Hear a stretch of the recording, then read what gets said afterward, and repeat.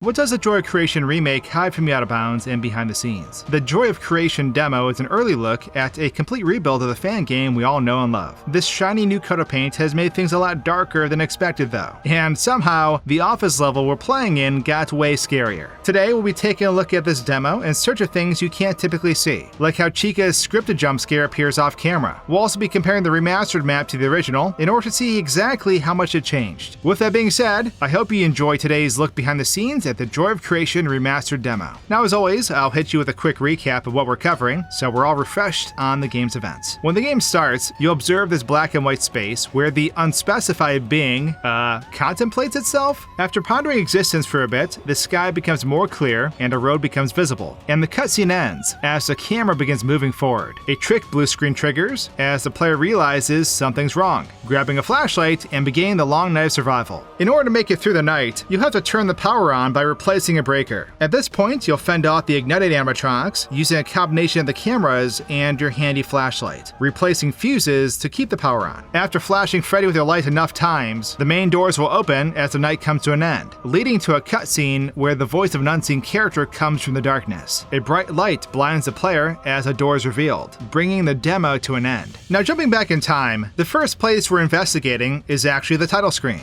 Typically this main menu takes place in what appears to be a dark room with a computer and desk. The first thing you'll notice is that the text making up the menu isn't actually on the monitor. It's affixed to the center of the camera. So if we move the camera around, the menu options come with it. In the background, you can see a red light with this dark shadowy substance rising upwards. But what does it look like with the lights on? When flicking the light switch on, you can see this area a lot more clearly. Only the top half of the desk is present, and there are no legs holding it up. But the background is a bit more interesting to me. The black goop we see rising upwards is really just a single line of this strange liquid. It only spans across the area visible on screen, and this animation will loop endlessly within this cloud of smoke. Behind the desk, you'll find these assets constantly moving upwards. There are books, cardboard boxes, and various other objects flying upward from beneath a black barrier. This endless geyser of office supplies moves a lot further than I first expected too. They stretch way up into the sky, forming what looks like a tower of stationery and office storage. How it flows infinitely is pretty interesting too. If we follow these up to the very top, you can see the objects will begin shrinking down in size when they're nearing the end of the loop. After this, they'll vanish, and by moving the camera back to the bottom, we can see that the inverse happens here instead. Each of these items seen flying past the screen will start off tiny and expand to its normal size, rising past the camera and vanishing up in the sky. This menu screen is pretty sinister with the lights on, but the way it's pulled off is pretty neat behind the scenes. Now jumping back into the opening cutscene, we can immediately detach the camera and move it backwards.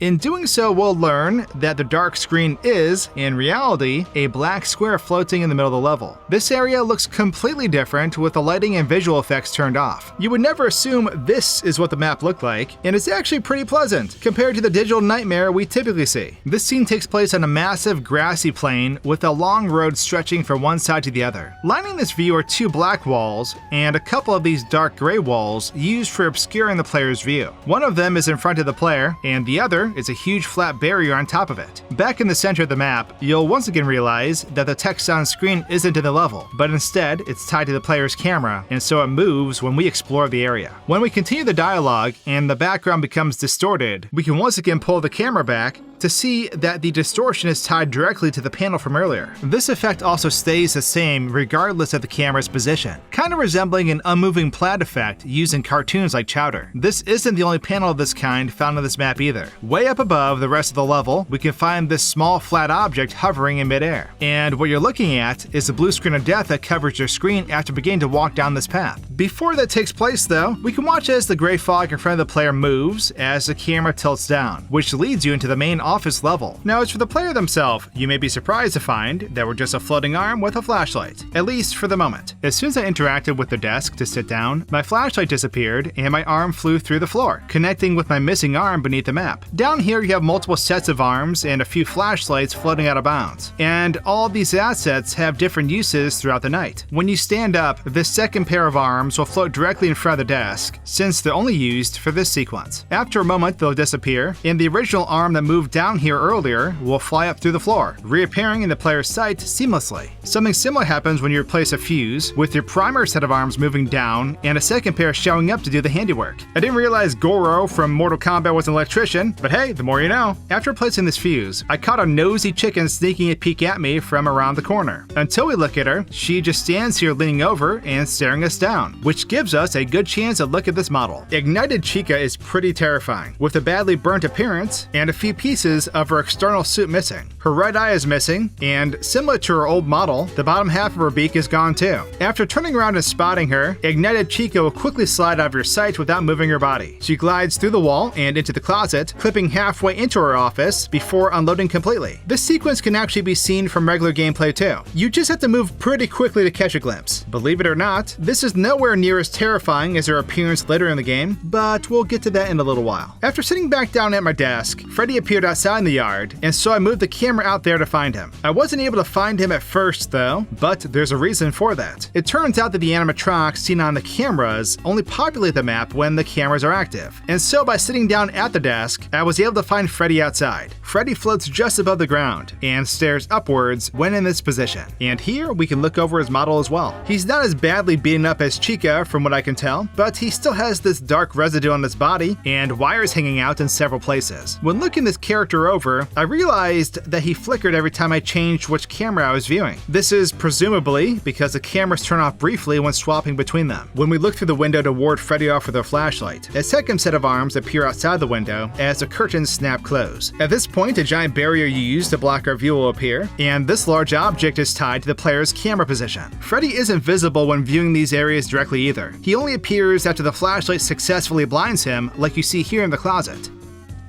When this happens, a lens flare appears in front of his face, and he recoils backwards, covering his eyes and then turning back to scream at you as his eyes turn partly red. He then reverts to his default pose and unloads. Interacting with the window is pretty funny though, since the closet door on the other side opens up at the same time, even though we never got close to it. Speaking of this closet, the next animatronic to appear was Ignited Bonnie. This character was found standing directly next to the door with his back to the wall, and his head was turned facing the camera. His upper body is completely stripped of his suit, and his left arm is only a bunch of wires hanging down and nothing more. What's kind of funny is that his bow tie is so large, it's clipping through the bottom jaw and poking out. Something you can't usually see because he falcon punches the camera if you look at his face. Speaking of which, as soon as the camera looks close enough to Bonnie's face, he uses instant transmission straight up into the camera. After sliding back down from his new home in the rafters, he yells at the camera, drawing back on the camera and unleashing the legendary Bonnie Punch. After unleashing his inner One Punch Man, the camera will break, and Bonnie disappears until another video device needs broken. Maybe constantly punching machinery is why his hand is all mangled, which would kind of make sense. After replacing a fuse, I returned to find that the room had changed in appearance, with papers and photos now appearing on the walls. This happens multiple times throughout the night, but you'll never see it happening since it occurs when you can't see the main office area. At this point, our good pal Foxy showed up in the middle hallway, and so it was time to take a look at his model. When I moved the camera inside, I realized that he wasn't alone, since Bonnie was hanging out inside this hallway alongside him. Apparently, his punch fixed his hand though, since it's not all crooked and broken anymore. Even stranger, Foxy is hanging upside down on the lamp. He's just kind of dangling from it, with his feet sticking straight through the ceiling, and it looks like he's riding a bicycle upside down. This was hilarious to me, and I definitely didn't expect it when investigating this hallway. When you look at Foxy on the camera, you can see that this lighting will begin to form around his head, sending a shockwave outwards as he rotates into his next pose. Foxy changes his pose every time you do this, with another blast of electricity bursting out every time. There's also this smoke that appears, and it will remain for a moment after Foxy disappears. It only took 3 attempts to ward him off this time, but as the night moves forward, it will take 4 or 5. After watching his friend get blown up, Bonnie snuck away shortly after, and I can't blame him. As I said before, Chica was one of the most terrifying characters in this demo. When she arrives, a black portal will appear on the ceiling, and she'll begin slipping through it. From outside the map, we can see that after loading in, she'll stick halfway through the ceiling with her feet extending through the roof. While she's thrashing around trying to reach you, this black substance will ooze through and fall to the floor. After shining the light on each of her cupcakes, Chica will instantly vanish from the level, with the black portal disappearing a moment later.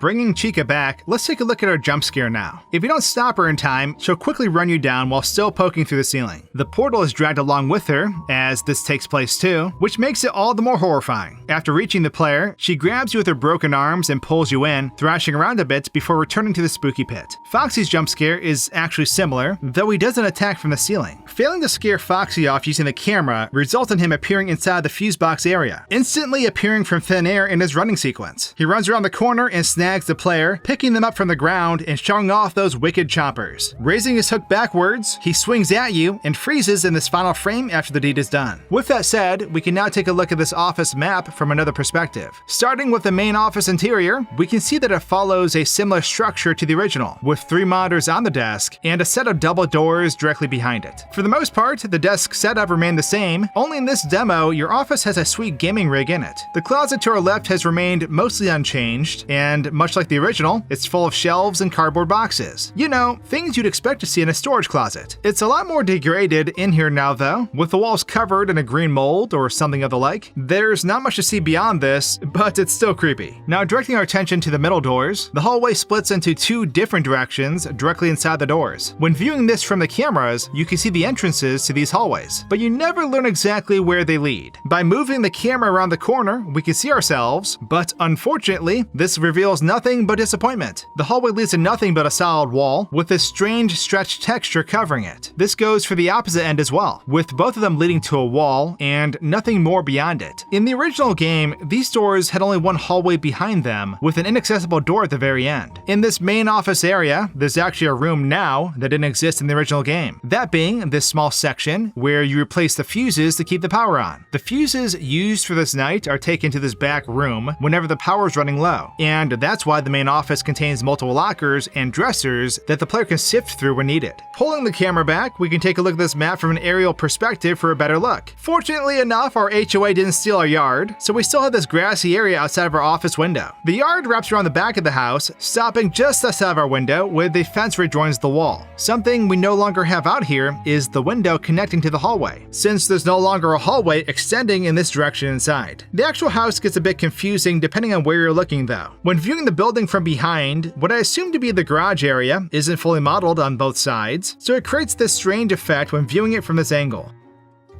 Things get even weirder when you realize that the architect who built this place did so without any formal training. The roof just sort of connects and intersects in random places, and the gutters are somehow even worse. It doesn't seem to make a whole lot of sense from this angle, but it doesn't matter, since you weren't supposed to see it anyway. If you let the main fuse run out of power, you're guaranteed to get jump scared by a character who I believe is called Inner Freddy or just Inner. This character appears beyond the double doors and rushes inside at the player. But with the lights on, we can see exactly how petrifying this animatronic truly is. He's a lot more grim than Ignited Freddy, with a much more biological appearance. It looks like his body is made of flesh and bone now, with what I believe to be blood covering most of his body. Watching him round the player in slow motion is both hilarious and nightmare-inducing. In his current pose, he has a sassy disposition. When running though, he snaps between his movements super fast, and various parts of his body expand and shrink in the process. When he catches the player, he warps with you to the door, picking you up as you try to hold him back before throwing you down. After this, he warps into the floor and begins thrashing around in your face, growing massive for a second as he stands back up. It's crazy to watch in bullet time, and hilarious at regular speed too. Now, assuming you've managed to survive the night, a long, dark hallway that was previously stored out of bounds will be moved up into the hallway area. The hallway has unloaded for the most part, but the furniture and other set dressing were left behind. After entering this hallway, you're actually moved to another map before the final cutscene takes place. In this new level, the player now has a full body. Unfortunately, the camera is resting atop your shoulders, so your head is still missing for this cutscene. On the far side of this barrier, you can already see the doorway that pops into sight, and the vortex and lighting effects are active as well. After picking up the phone, nobody shows up despite the voice coming from within the area, and then the barrier drops to reveal the door beyond it. It goes without saying that this door doesn't lead anywhere, since it's just a standing door in the middle of a huge flat plane. The effect it creates is really cool though, and you'd never guess this is how it's pulled off. But with that, that's everything I found off camera and behind the scenes in the Joy of Creation demo. I hope you enjoyed today's game-breaking experience, and I'll see all of you really soon. Cheers!